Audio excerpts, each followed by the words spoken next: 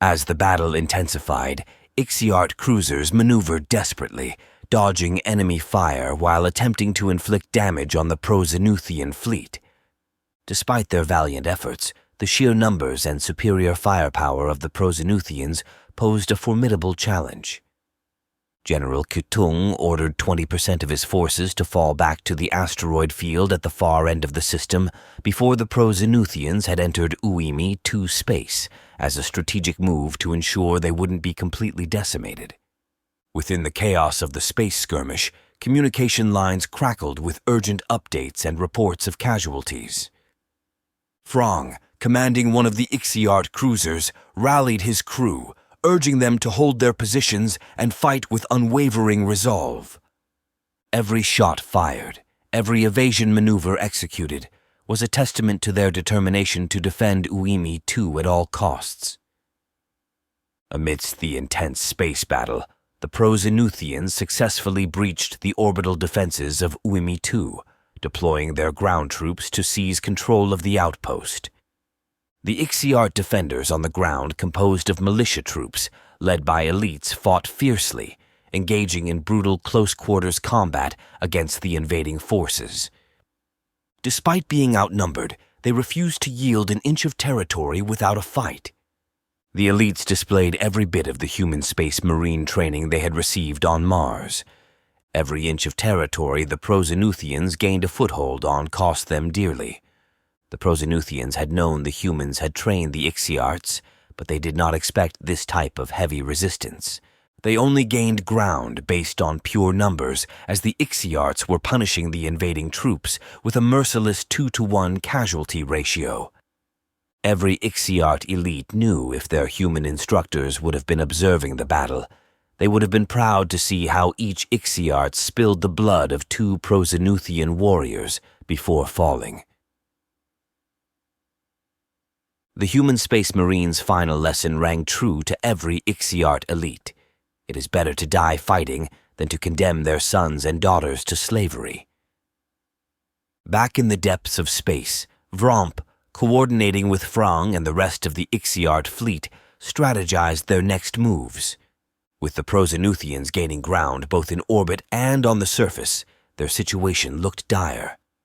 Nevertheless, Vromp remained determined to execute their escape plan flawlessly, ensuring that a portion of their fleet would survive to fight another day.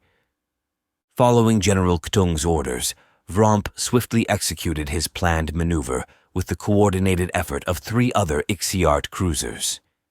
Their mission was to penetrate the formidable Prozinuthian defenses and target the vulnerable super battle carrier.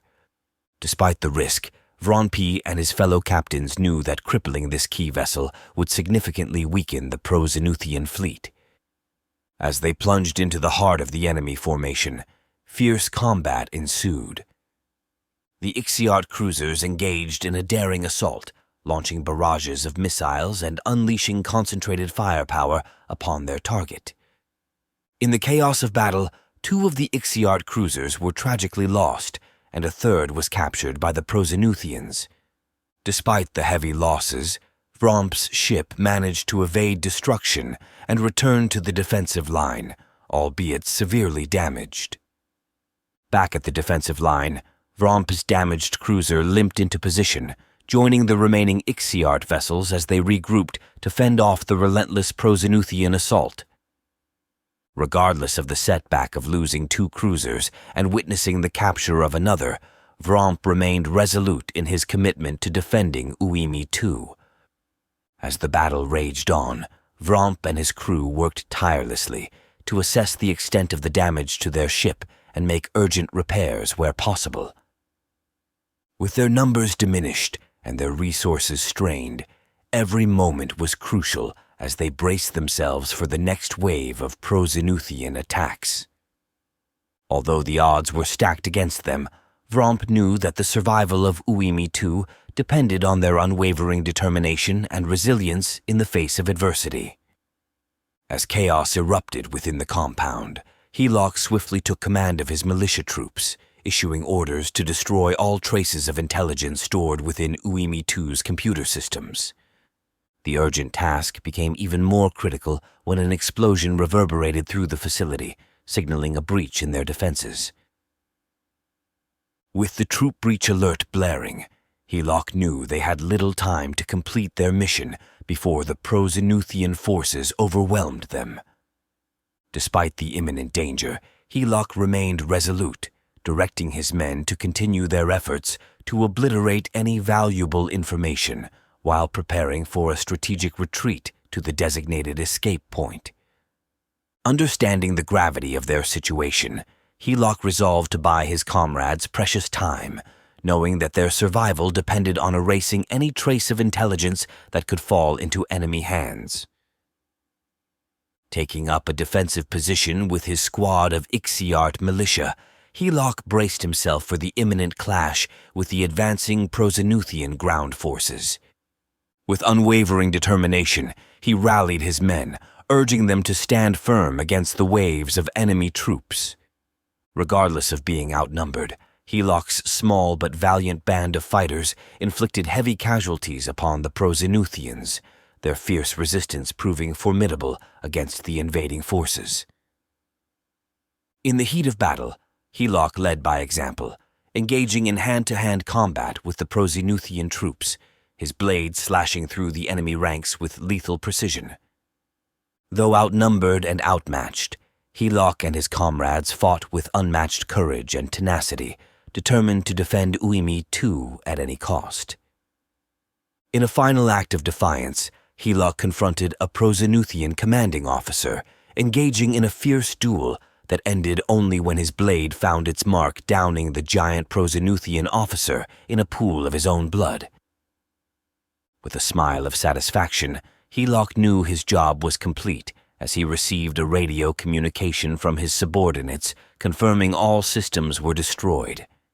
With his vision fading as the blades of Prozinuthian soldiers were buried into his sides, Helok closed his eyes knowing he would meet his ancestors soon, and they would welcome him as a true warrior among his people.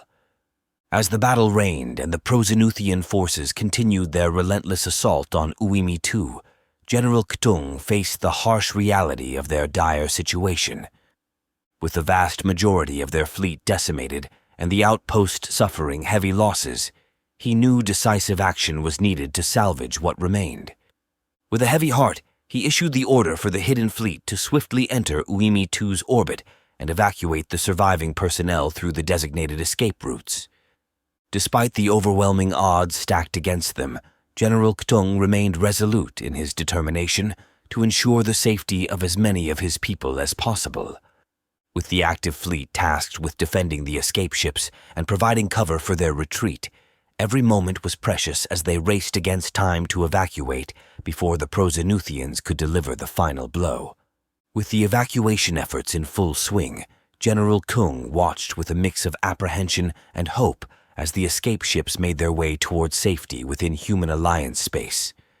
As the last of the vessels disappeared from view, he held his breath, praying that their gambit to seek refuge beyond neutral space would prove successful as long as they made it to Human Alliance-controlled space and the Prozinuthians would not dare enter with a military fleet. Despite the uncertainty of their future, General Ktung found solace in the knowledge that they had managed to save a significant number of lives from the devastation wrought by the Prozinuthian onslaught. As the remaining Ixiart forces regrouped and prepared to make their retreat, General Ktung cast one last glance at the besieged outpost, silently vowing to someday return and reclaim what had been lost. With their escape secured, the fleet disappeared into the vast expanse of space, leaving behind the remnants of their shattered home and embarking on a journey for their survival. The escape ships were able to make it, but the active fleet were not so fortunate as they were hunted down by Prozinuthian battleships, cruisers, and high-speed interceptors. Frang, Vromp, and a handful of other ships were able to make it into Human Alliance space when the Prozinuthian interceptors caught them. Although the interceptors were really no match for the Ixiart cruisers, their intent was to slow them down so the rest of their complement could catch up to them. Just as the Prozinuthians were about to engage the Ixiarts again, they received hail from a Human Alliance ship. To their surprise, there was a small fleet of 14 human alliance ships composed of destroyers, cruisers, interceptors, and one light carrier were waiting to greet them just inside human alliance-controlled space. Human Alliance Admiral Kuznetsov hailed the commanders of both fleets, demanding answers as to why have Ixiart and Prozinuthian ships entered into human alliance space acting in hostilities toward each other. After several exchanges with General Ktung and the Prozinuthian ranking officer, Admiral Kuznetsov made his decision as to how to handle the situation. With his voice stoic, Admiral Kuznetsov delivered his terms. The human alliance fleet will escort both sides of this confrontation out of alliance space towards 2 different entry points into neutral space. Any refusal or deviation from this generous offer will be seen as an act of hostility from either the Ixiarts or Prozinuthian commanders.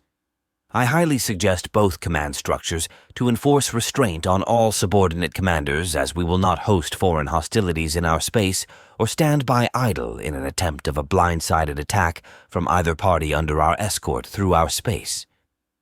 And be assured there are other Alliance ships who have been ordered to this sector of space to guarantee our commitment to your safe passage through our borders. You have 11 kiloseconds to peacefully accept our offer and prepare your ships for our escort. With tensions momentarily eased and a fragile truce established, both the Ixiarts and the Prozinuthians reluctantly accepted the Human Alliance's offer of escort through their respective territories. The Prozinuthians were escorted back to their entry point, while the Ixiarts were guided to a secure sector deep within Human Alliance space, beyond the Prozinuthian Empire's retaliatory reach. As the escort ships guided them away from the conflict zone, General Ktung expressed his gratitude to Admiral Kuznetsov for their assistance in ensuring the safe passage of his people. Amidst the relief of their escape, General Ktung couldn't shake the weight of the losses suffered by the Ixiarts during the harrowing ordeal. The fall of Uimi too had dealt a devastating blow to their civilization, leaving scars that would take generations to heal. Yet, even in the face of adversity, he found solace in the knowledge that they had managed to evade complete annihilation, turning what could have been a total defeat into a strategic retreat that preserved their existence. As the Ixiart fleet ventured deeper into the sanctuary of Human Alliance space, General Kung reflected on the toll that the conflict had exacted on both sides. While the Prozinuthians may have claimed victory in the short term, it was a Pyrrhic victory at best, marred by the significant losses they had incurred in their pursuit of conquest. The destruction wrought upon Uimi too had left scars that would serve as a grim reminder of the brutality of war, serving as a testament to the resilience of the Ixiart people in the face of overwhelming odds. With their future uncertain but their spirits unbroken, the remnants of the Ixiart fleet pressed on into the unknown, determined to rebuild and reclaim what had been lost. As they sailed through the vast expanse of space, General Ktung and his people carried with them the hope of a brighter tomorrow, fueled by the resilience of their spirit and the solidarity of their resolve. But for now, he leads his men from the various Ixiart tribes back to their home world, to their families. General Ktung alone will face and accept the judgment of the Council of Tribal Chiefs that will decide his fate in all future commands.